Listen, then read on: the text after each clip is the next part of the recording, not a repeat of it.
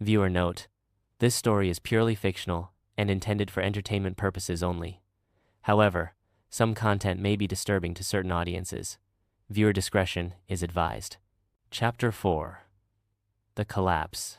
It was August 31st, 2026. Tomorrow, Jupiter would officially become a middle schooler. Was supposed to be one of those days that's kinda nerve-wracking, but also kinda exciting. I mean, I just survived 6 whole years of elementary school.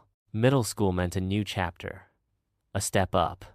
But for some reason, I didn't feel that usual countdown to the first day buzz. It was evening. I was sitting on the living room couch, the TV screen flickering light across the walls, the news anchor's voice buzzing in the background like white noise so steady it was starting to make my ears itch. My mom walked by and plunked a glass of milk down on the coffee table with her usual clink. "Drink that and get to bed early," she said, same tone as always.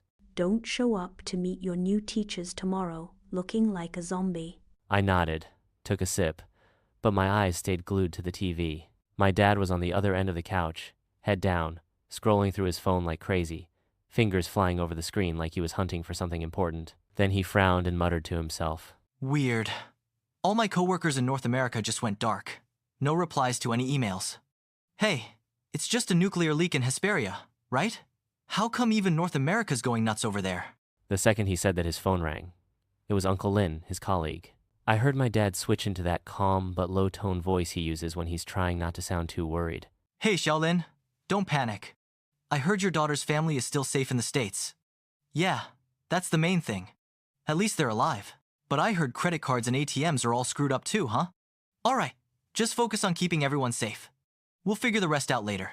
I sipped my milk and glanced over at the local news ticker scrolling across the bottom of the screen. Border clashes escalate in Olive Nation. Hesperia Nationals storm international aid convoys. Bank in Starland sees massive crowds. Public outrage reports of shattered bulletproof glass. Then the screen cut to a live shot, a blonde guy, face smashed right up against the inside of a bank's bulletproof window, mouth hanging open like a goldfish out of water, trying to yell something at the tellers inside. Behind him, people were shouting, some even smashing on the glass doors. I snorted and said, "Dad, look at that guy. Looks just like our stupid goldfish back home, you know? The one with the bulgy eyes." "Haha, real funny," my mom snapped, smacking me on the thigh with the back of her hand. Then she reached over and turned off the TV. "Look at this garbage. You see those bodies with their muscles melting off? And you're making fish jokes?" The TV went click black.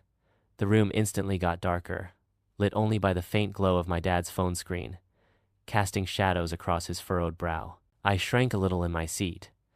There was still a ring of dried milk on the bottom of my cup, sticky and gross. Just then, I heard our neighbor old Zhao yelling through the window loud enough that I could hear him clear as day.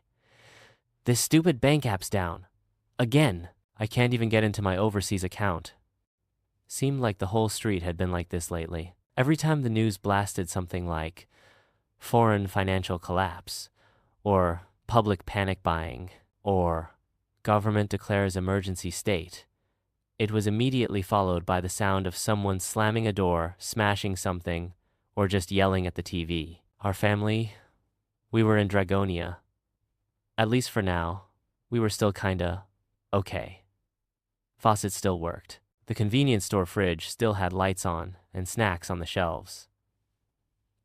No one said it out loud, but we all kind of knew. We were still floating in the safe zone. For now. "Their banks and financial systems are totally crashed," I muttered under my breath. "What's the point of robbing a bank if the money's useless?" I thought back to one of my old games where the in-game currency suddenly lost all its value. "The news says even gas and bread are crazy expensive in Starland and Mizi Nation. Prices in the cities change every day. Regular folks can't even afford basics."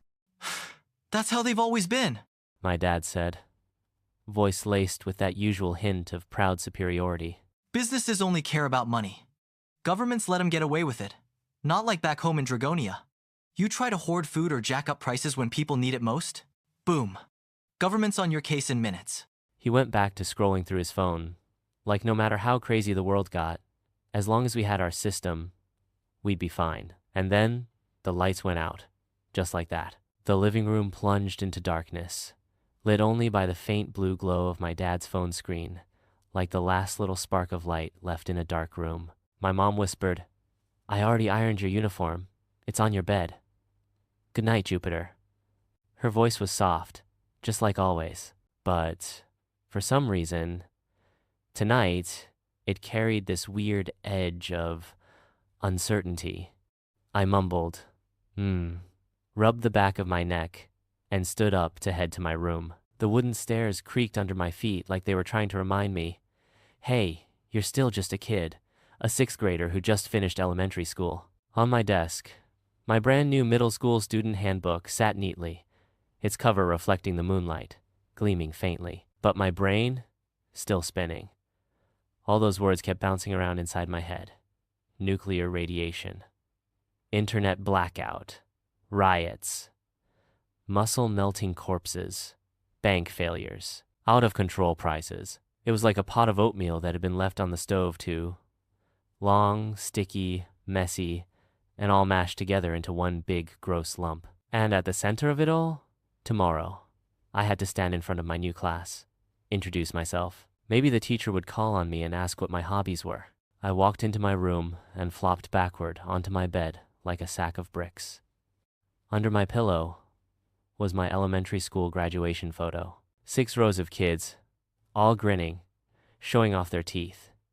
I wondered if that chubby kid who used to steal my erasers was still stuck in Hesperia, if he was even still alive. Outside, the wail of an ambulance siren cut through the night loud, fast, then fading as it sped off toward the other side of the city. I closed my eyes. Tomorrow was the first day of middle school, but deep down, I had this feeling. I wasn't just stepping into a new grade. I was stepping into a world that wasn't anything like I thought it was.